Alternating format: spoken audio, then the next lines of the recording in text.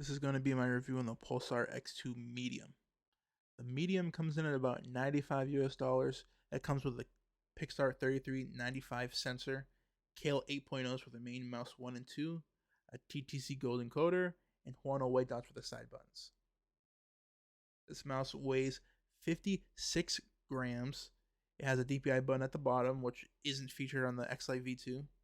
It has just these 5 major holes at the bottom, 2 nice big PTFE skates. The hump on this is in the rear. It's very, very, very wide. The hump is flat. If you compare it to something like a cheaper wireless, the hump is very rounded, but it feels like the hump is just way wider on this mouse, which I think is a good thing.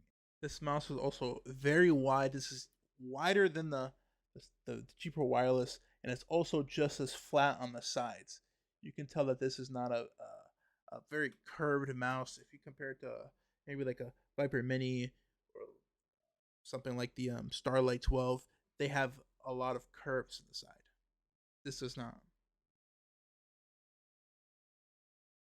I think this is a very safe shape. If you claw, you could either claw this or the Mini. If you fingertip, I think the Mini is probably better.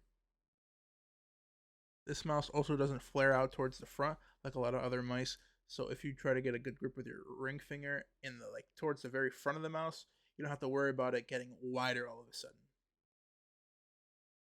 There's been some QC issues with the first batch, but I don't have any QC issues with either of my mice, and I'm pretty sure they're going to be resolved in the second batch. The coating on this is also alright. I don't think it's the most cheap feeling coating, but it's not the grippiest, but it's definitely not the worst I've tried on a mouse.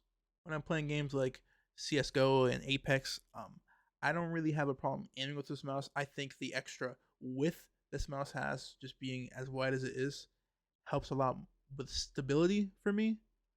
Although this is the lightest mouse I've used so far.